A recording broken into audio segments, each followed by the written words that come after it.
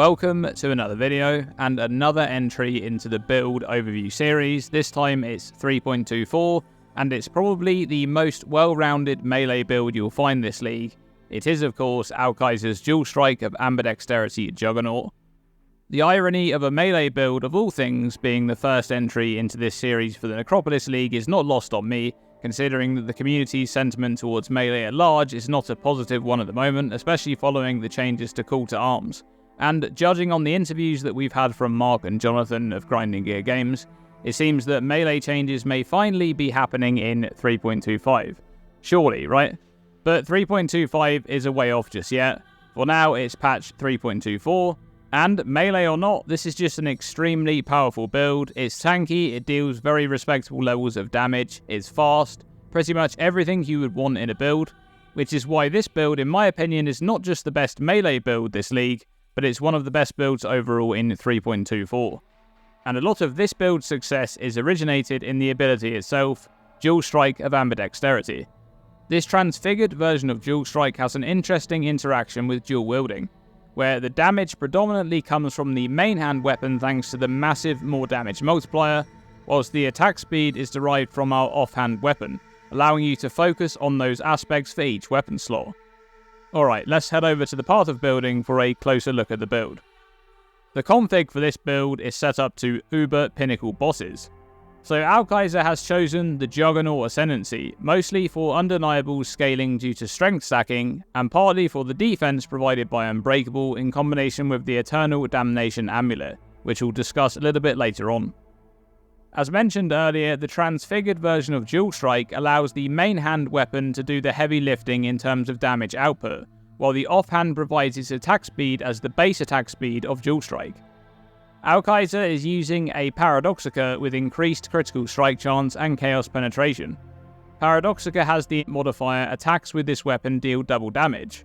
When the damage from Dual Strike is calculated, each weapon will roll its damage values which are combined into one final hit.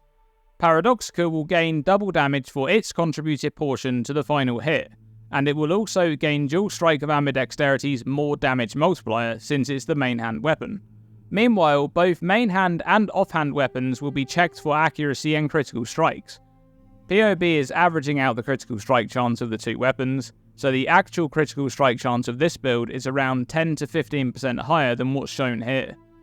So, together with all of that damage that's coming in from the Paradoxica, Alkaiser is using an Imperial Claw to scale the attack speed of the transfigured Dual Strike. Not only does this crafted Warlord Influence Claw provide a base attack time of 2.11 attacks per second, but it also has some global critical strike multiplier, some crafted chaos damage there as well, and even more attack speed while rare and unique enemies are nearby. And worth mentioning is the extra sustain gain from using the claw from life gain on hit implicit, which adds up to quite a considerable amount of recovery due to the attack speed this build reaches. So with chaos penetration on the Paradoxica and chaos damage on the claw, this build is using the Replica Alberon's Warpath unique boots to gain a lot of flat chaos damage from strength stacking. They grant 1 to 80 added chaos damage to attacks per 80 strength, which results in 16 to 1280 added chaos damage from the 1294 strength this build is able to achieve. Where does all that strength come from then? Well, additional strength appears on almost every gear piece, combined with the increased strength modifiers gained from the Utmost Might notable, the Surveillance notable, this one is added by the Lethal Pride Jewel, and the Replica Alberon's boots themselves. However, the largest flat addition to strength comes from the crafted Helical Ring, a heist exclusive base type which increases the modifier magnitudes of suffixes. This single item grants 123 flat strength, and thanks to the use of Calandra's Touch, which mirrors the ring in the opposite ring slot, a ridiculous 246 flat strength comes from just the ring slots alone in this build. Alkaiser is taking advantage of the tiny minimum damage this build has due to Alberon's added damage range by using Volatility support. This support gem makes linked attacks deal less minimum damage and more maximum damage. But since the minimum damage is so low, this support is practically entirely upside, resulting in a 58% more damage multiplier. The damage of this build is further boosted with the use of two of the same large cluster dual notables. That's the quick and deadly notable, which has incredible synergy with dual Strike of Ambidexterity. This notable grants 60% increased damage for the main hand weapon and 30% increased attack speed for the offhand weapon as long as you're using two different weapon types. Normally, in most other dual wielding setups, this node will provide a steady damage boost, increasing the damage of one attack and then the attack speed of the next. But for transfigured dual strike, these two stats apply directly to the same attack, massively boosting damage. In fact, these two notables together contribute around 30% of the build's total damage. That's insane. And speaking of large contributors to total damage, Battle Mage's Cry is a warcry which grants a buff which makes increases to spell damage also apply to attacks at a percentage of their value based on warcry power. This build is of course taking the Iron Will Keystone to apply Strength's inherent damage bonus to spell damage, which is then being used to provide a huge damage boost thanks to Battle Mage's Cry.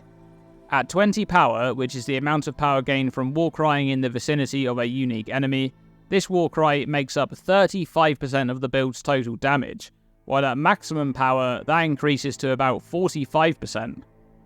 To round out the offense of the build, Alkaiser is using the Balance of Terror unique jewel, together with the Whispers of Doom Anoint for a second curse. This version of the Balance of Terror jewel has a modifier which makes you inflict Wither on hit as long as you've cast Despair in the past 10 seconds, and with the 10 plus attacks per second, the build will be able to hit 15 Wither stacks as long as it's able to freely attack for around 1.5 seconds, making the enemy take 90% increased chaos damage. Meanwhile, the extra curse provided by the Anoint allows the use of Assassin's Mark for some extra critical strike chance and multiplier, but also a way to gain power charges. Now let's move on to the defenses, beginning with spell suppression, which this build is able to get to 100% chance to suppress incoming spell hits. Impressive considering spell suppression is only gained from 2 gear pieces, with a tier 1 roll on each of the helmet and gloves for a total of 28%.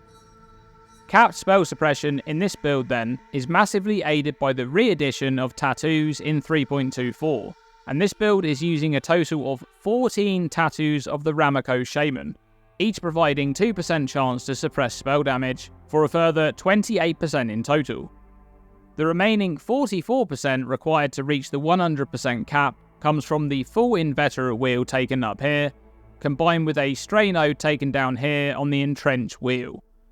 Spell suppression lessens incoming spell hit damage and any ailments those spells inflict by 56% thanks to the modifier on Inveterate and the spell suppression mastery taken here as well, preventing a further 6% of the damage. Now, spell suppression is a great defensive layer, but what about attacks, especially physical attacks? Well, Alkaiser is stacking a lot of armor, 104,000 armor in fact, and this is made up from 3 main sources. First, the Determination Aura for some flat armor, but more importantly, the more multiplier that it provides. Secondly, the crafted body armor providing over 3,500 flat armor, which is doubled by the Juggernaut's Unbreakable Ascendancy notable. Lastly, and most importantly, the Mageblood Belt, which is maintaining the effects of both the Granite and Basalt flasks at the same time, with those effects further boosted by the increased effect prefixes and the Enkindling Orb enchantments for even more flask effect, together granting a mammoth amount of armor. The Juggernaut's Unflinching Ascendancy notable is also being taken to provide relatively reliable access to endurance charges, further boosting physical damage mitigation, and add to that a further 8% additional physical damage reduction on the crafted body armor. Alkaiser also has a total 15% of physical damage from hits taken as fire damage instead on the crafted helmet. That's 8% from the crafted Betrayal Corel modifier, and 7% from the Eater of Worlds implicit. Then a further 12% on the body armor, that's 6% taken as fire and 6% taken as lightning, from the crafted Betrayal Gravicious modifier. And there's also 5% of physical damage from hits taken as fire damage on the Golem's Blood notable, which has been added by the Lethal Pride jewel. Combined, this is a total of 32% of physical hit damage taken as elemental damage instead, which is an important defensive layer, especially against physical overwhelm, which is typically a Juggernaut's biggest weakness. The function of armor in this build doesn't stop with physical damage, however. It empowers Molten Shell and Val Molten Shell, but importantly, it can also massively boost elemental hit damage mitigation thanks to the Juggernaut's Unbreakable Ascendancy Notable, which applies 8% of armor to the elemental damage that you take from hits. Armor's damage reduction is applied post-resistance mitigation, making the damage reduction that it provides more effective against the resulting smaller hit of damage. However, that's not all, because Alkaiser is also making use of the Eternal Damnation unique amulet, which has the modifier gain additional elemental damage reduction equal to half of your chaos resistance.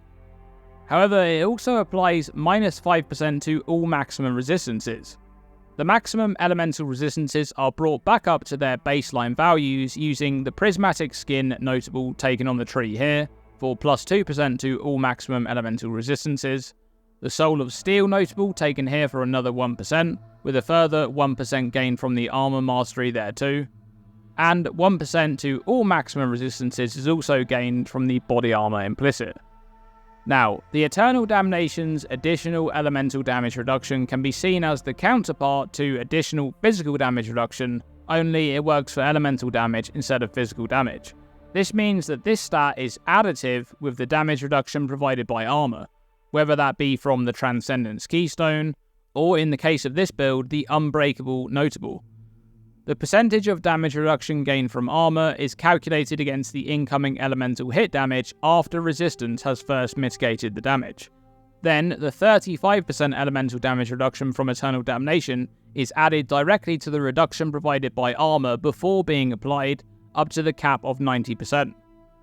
Next up we have Fortify, which is gained on hit thanks to the Fortify Mastery, to grant up to 22% less damage taken from incoming hits, and thanks to the Steadfast notable, these stacks of Fortify also provide 0.1% life regen per stack, contributing to the near 700 life regeneration that this build has on top of its life leech. There's a few more smaller defensive aspects that are also worth mentioning. Alkaiser's Silver Flask provides permanent onslaught with increased effect, but it also has the modifier which reduces the effect of curses on you, and this is improved to 107% reduced effect of curses due to Flask effect. There's also the modifier here on the Watcher's Eye Jewel for 52% reduced extra damage from critical strikes while affected by determination, and when combined with the Necropolis Gravecrafted modifier which provides the same stat on the body armor, this build takes no extra damage from any incoming critical strikes. And sticking with the body armor, there's also an Eldritch implicit here which provides 1% less damage taken per 180 strength, for a total of 7% less damage taken from all sources. Lastly, Corrupted Blood immunity is gained from a Corrupted Rare Jewel here, whilst Elemental Ailment immunity is gained from the Purity of Elements aura. One last thing I would like to briefly mention for this build is the fact that Alkaiser chose to not go with the standard stack as much reservation efficiency and as many auras as possible approach, instead opting to invest into no reservation efficiency anywhere or any aura effect, and going with just Determination and Purity of Elements, linked to an Enlightened support to free up just enough mana for skill usage. Now, this being a hardcore build, the character did of course end up dying, and I'm not going to lie, this rip kinda sucked.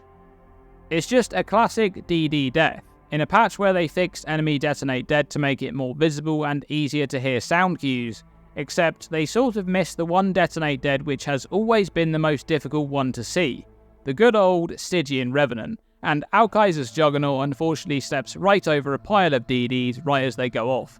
The build can tank plenty of Uber boss abilities, but that pesky Revenant off to the side in a tier 17 map, nope, you can't tank that.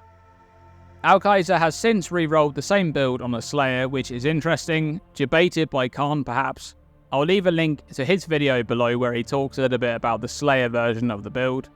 And I'll also leave another link in the description to Exile's version of the Juggernaut build, which has been modelled around Alkaiser's build. Exile's version is slightly less defensive, but deals about 30% more damage. And that's about it. I wanted to cover this build because I believe it's the most well-rounded melee build I've seen in Necropolis. Dual Strike of Ambidexterity is just such a good ability numerically, a very good skill indeed, and it's fun to see dual wield melee make a little bit of a return to the meta with this ability. Thank you for watching this video, and thank you to my patrons for supporting my channel.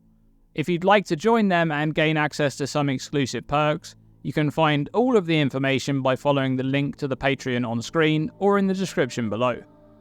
As always, stay tuned and stay safe.